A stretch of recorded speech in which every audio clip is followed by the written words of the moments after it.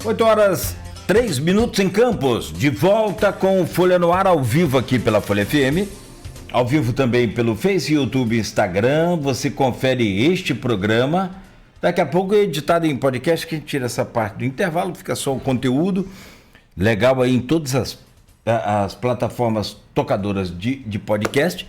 Logo mais reprise na Plena TV, que também é emissora do Grupo Folha da Manhã de Comunicação, e pelos aplicativos, né, de rádio, ou o aplicativo da Folha FM, onde você estiver, só seguir, curtir, compartilhar pela Alexa também. Então, o comando Alexa aí, ouvir Folha FM.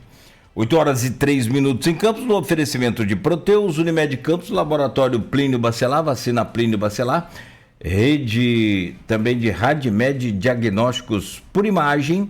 Voltamos, só para conferir que a previsão do tempo para hoje segue com tempo bom.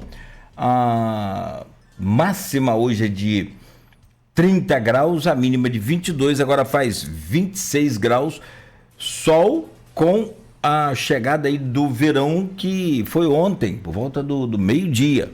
E agora pode se preparar para o calorão aí, final de semana que vem, agora esse final de semana agora, depois de Natal, já com 36 graus na sexta-feira, muito calor. Bom, programa de hoje conversando com o Wilson Heidenfelder. Ele é professor da Faculdade de Medicina de Campos, jornalista, escritor, está lançando este livro aqui, O Segredo dos que Falam Bem. Cara, essa pergunta já está pronta, vou deixar ela para o final. E falamos aqui sobre várias dicas que tem no livro, sobre várias situações, né? E o que pode de fato mudar a sua comunicação. Tem tanto exemplo de comunicação, sabe, versátil, agradável, inteligente. Tem um exemplo de um cara que era vendedor, não sei de qual loja, minha esposa que segue, eu não sigo, mas pressa também, às vezes vou ter que achar lá o canal. E o cara era vendedor de uma loja, mas o cara era brilhante como vendedor. Virou o quê? Influencer. Tem milhões de seguidores, né? E a partir daí o cara trabalha para ele, né? Aliás, cuida do canal dele. E o que não é brincadeira. As pessoas falam, tá todo mundo ganhando dinheiro com o TikTok. Não tá, não. E não quer dizer que sucesso hoje é sucesso amanhã. Essa é a parte complicada da coisa também. Hoje é hoje. Sucesso amanhã é o... Já disse o professor. Ô Heidenfelder, me diga uma coisa. Sobre essa questão de ética, que é a permanência do sucesso, dos segredos aí, né? Nem precisa de livro, que é a ética. Eu tenho 34 anos de comunicação, 34 anos de rádio. Assim, cara, para você passar por 34 anos, por exemplo, você tem que ter respeito e ética, senão não vai. Mas vai daquele jeito que você sabe, né?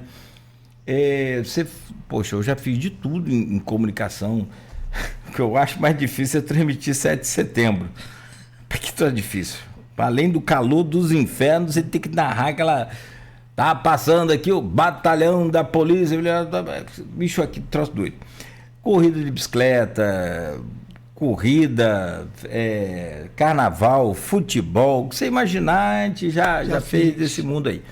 Sim, para você estar nesse meio, onde cada um tem sua opinião, onde você está envolvendo emoção, paixão, que aí perde a razão. Só você tem que ter muita ética. E eu vejo as pessoas hoje, assim, cara, e o exemplo, no outro dia aparece aqui, tem uns produtos que são vendidos na TV com poder de convencimento muito grande. Muito legal, interessante. O poder de convencimento daquela pessoa, e ela vai vender aquele negócio. Aí aquele produto natural, que não tem contraindicação, se não fizer bem também não vai te fazer mal. Pronto, já convenceu a pessoa a comprar. Só que aí não vende um potinho daquilo, eles vendem um caminhão. Teve uma senhorinha aqui que comprou 15 mil reais em... Foi qual hora para Nobis? 15 mil reais em hora para Nobis. 15 mil reais. Não tô? Uma folhinha que você pega ali no quintal. Tem caixa até hoje. Tem caixa? Tem, deve ter. Ué, deve ter. Cara, como é que é na comunicação a importância da ética?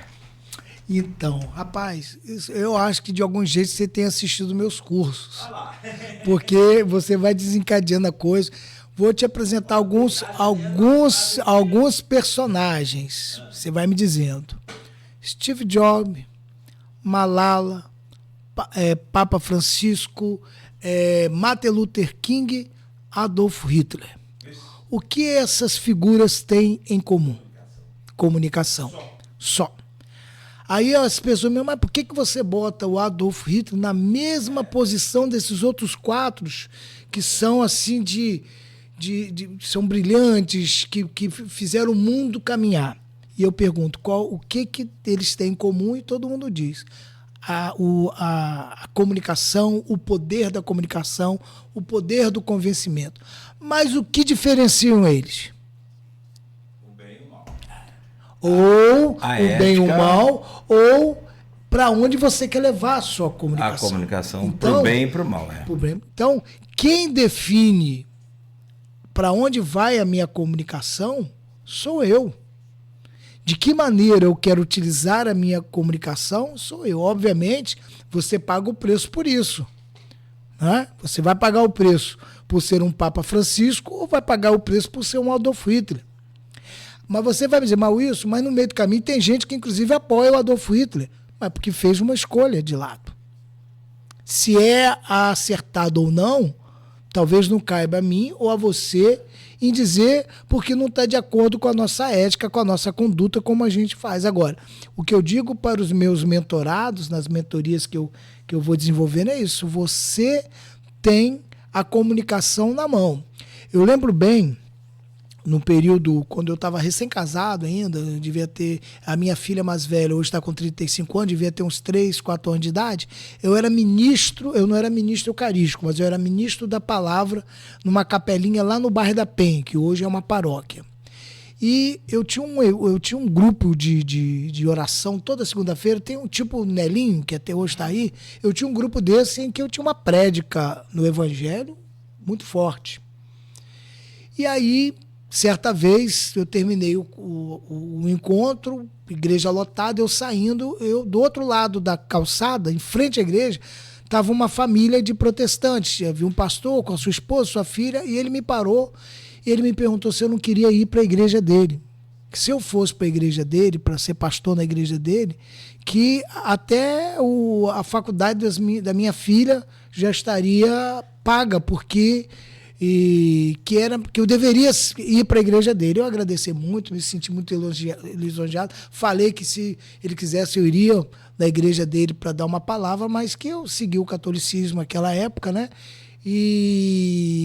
Mas agradeci. Então, quer dizer, a forma, você se coloca no mundo de um jeito. As pessoas vão te perceber desse jeito.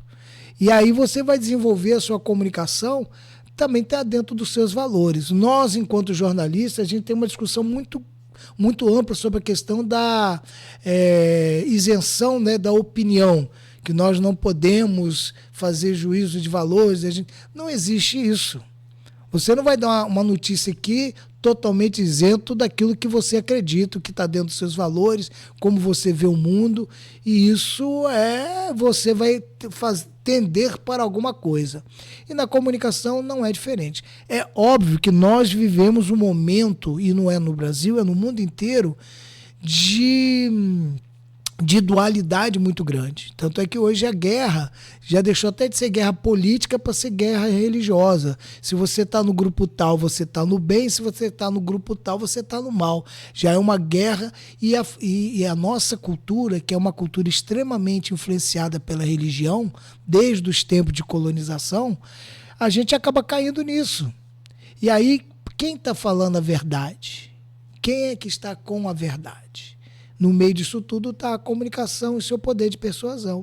Então, quando eu boto como exemplo, de um lado, um Adolfo Hitler, do outro eu boto um Papa Francisco, do qual eu sou fã de carteirinha, né? Apesar de hoje não professar o catolicismo, mas ainda não vi nesse século passar alguém que tenha na minha percepção, tá vendo? Na minha percepção, não sendo um católico, né, de professar a fé católica, mas eu vejo nesse homem um cara que passou se deixando um lastro iluminado de uma comunicação, um poder de comunicação extremamente assertivo. Mas do outro lado você tem também a figura do Adolf Hitler, que é horrorizado por grande parte da humanidade, como o homem que mais praticou o mal, e que aí eu até faço essa brincadeira. Quantas pessoas Adolf Hitler matou durante a Segunda Guerra Mundial? Vamos falar 1 milhão, 2 milhões, 7 milhões, e eu digo, Adolf Hitler não matou ninguém. Mas como ele não matou?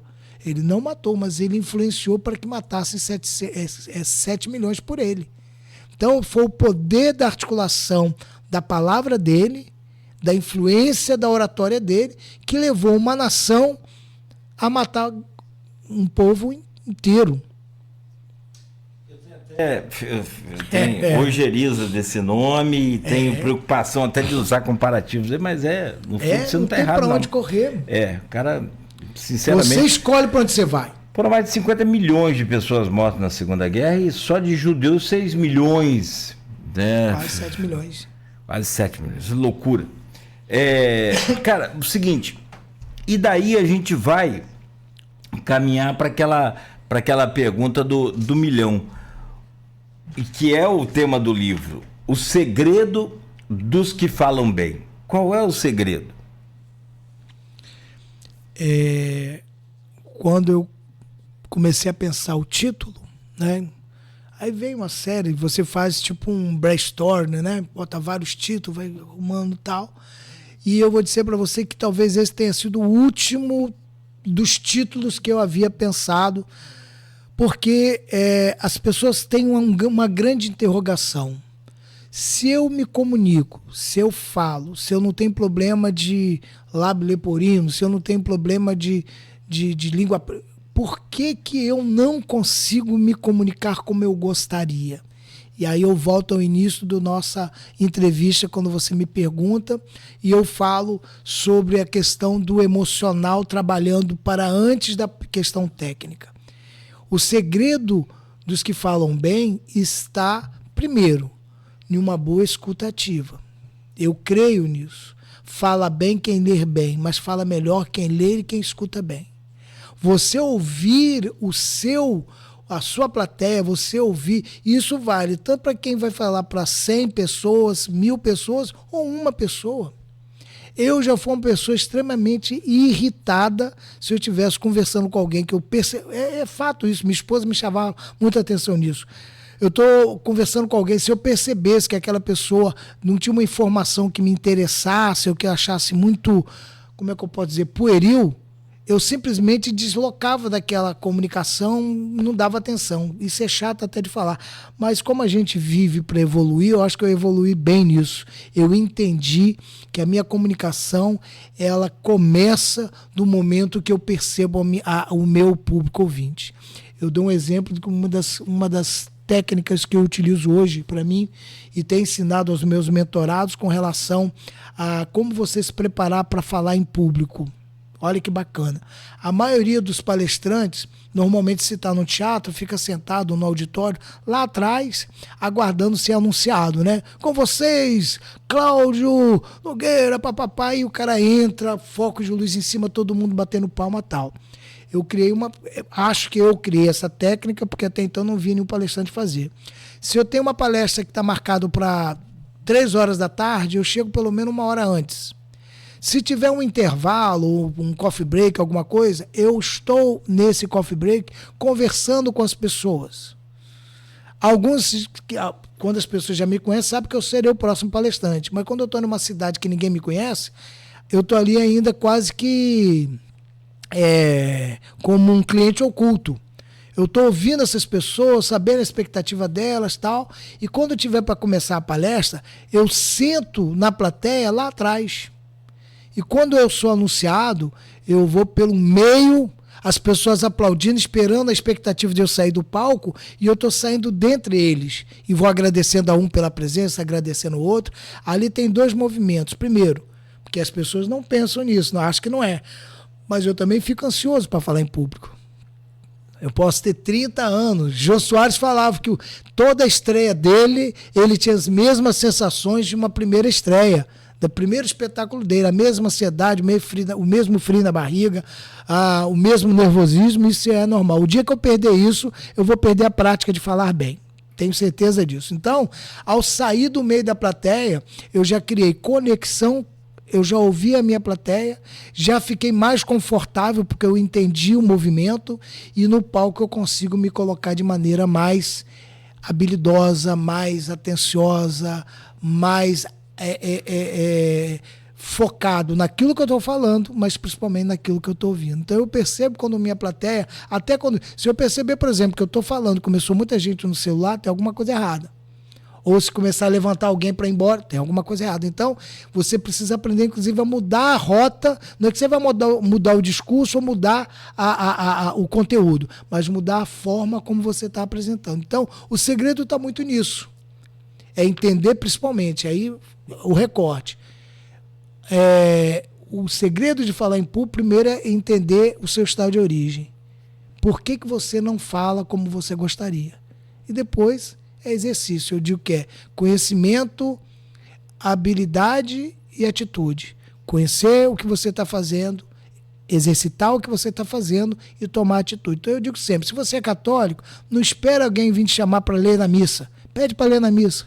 Se você é evangélico, pede ao pastor para você dar uma prédica, fazer uma leitura da parte do evangelho, de um salmo. Se você é espírita, peça para ser um palestrante espírita que você gostaria. E isso é a prática. Então é o que eu digo aos meus mentorados.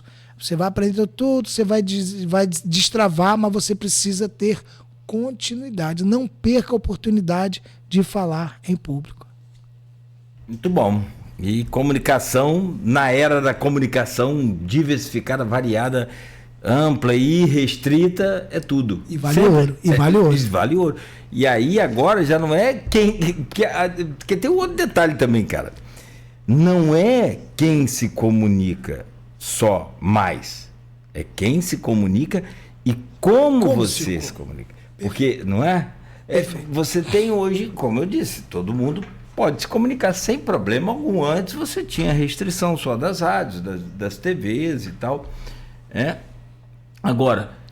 Agora não todo mundo pode se comunicar. Mas por que alguns são destaques, outros não? Aí você tem 1 milhão de coisas, mas principalmente a questão da comunicação. Perfeito.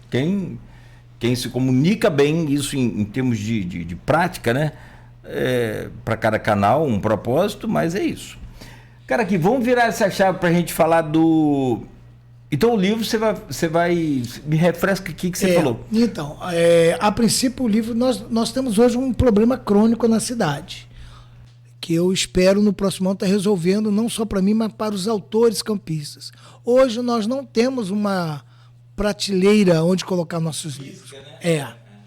E um detalhe que eu falava, eu fiz uma live, uma reunião online ontem à noite, antes de ontem à noite, que eu reuni autores de vários lugares do Brasil.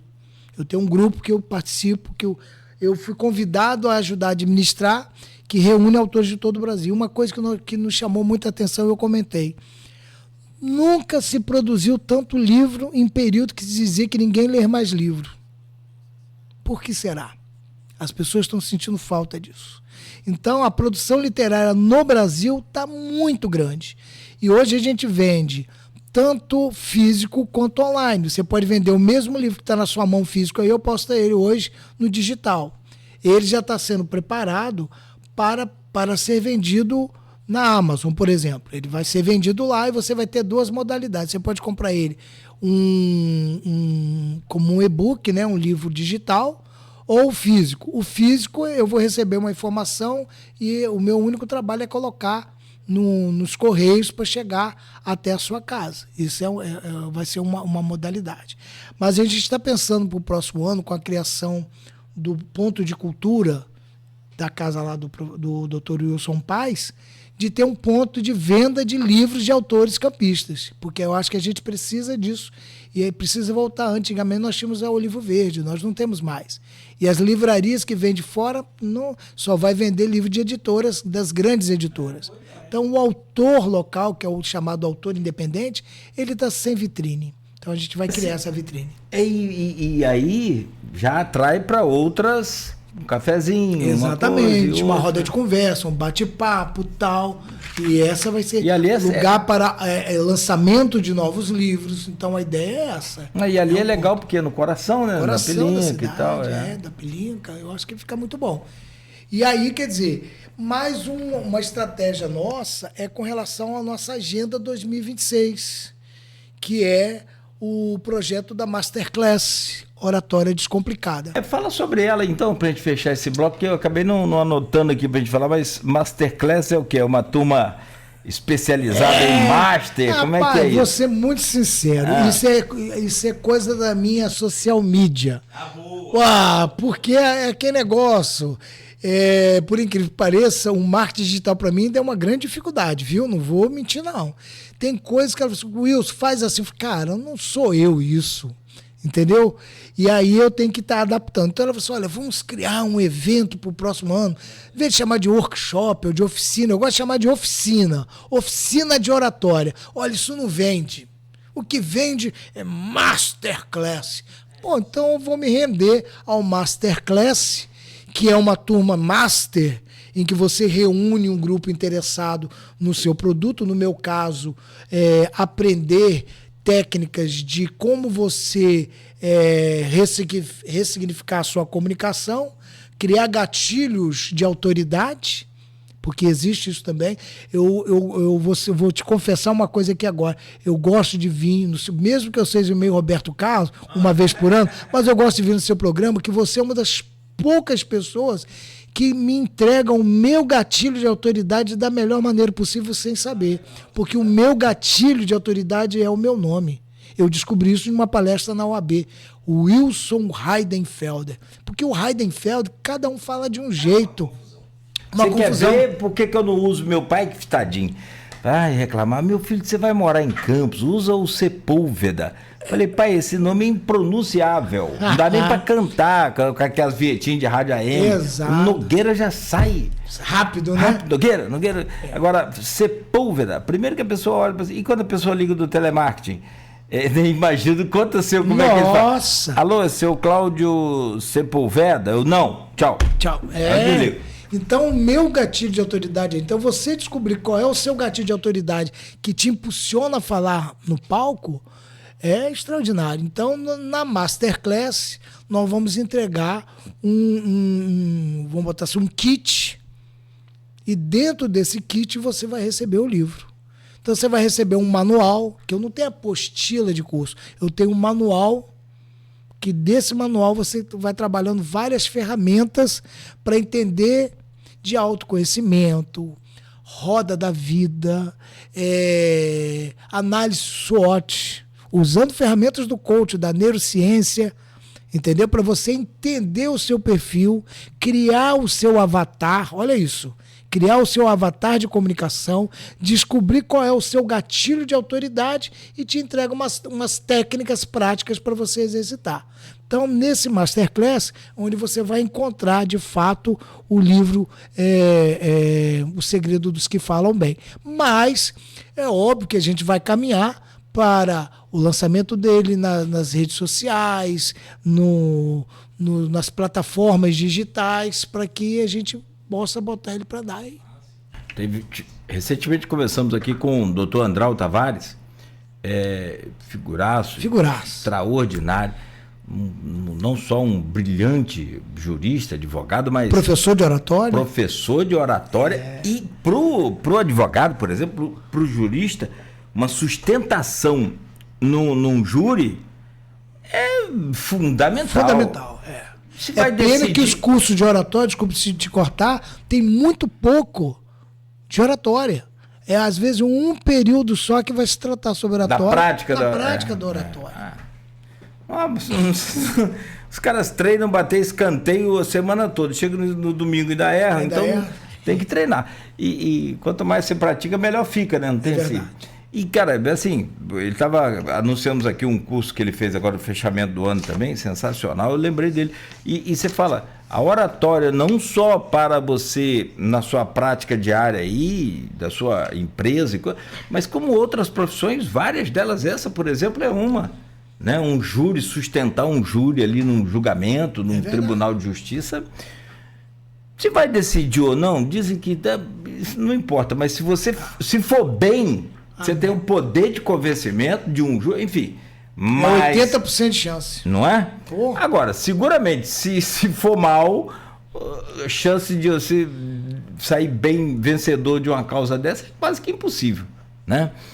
Wilson, me rapidamente permita que agora é bem rápido esse intervalo para a gente voltar e falar, fechar esse programa de hoje falando da...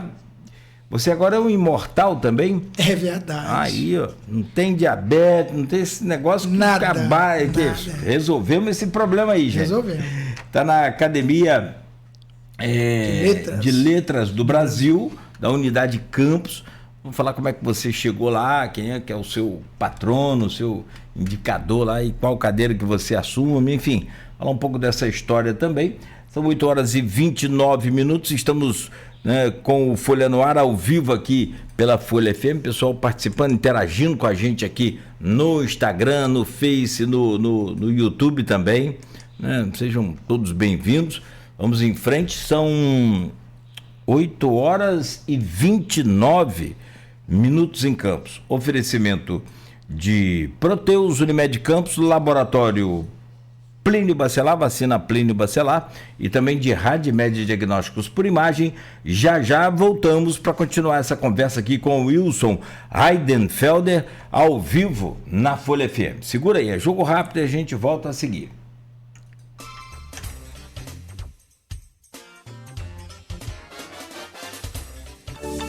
O melhor futuro para seu filho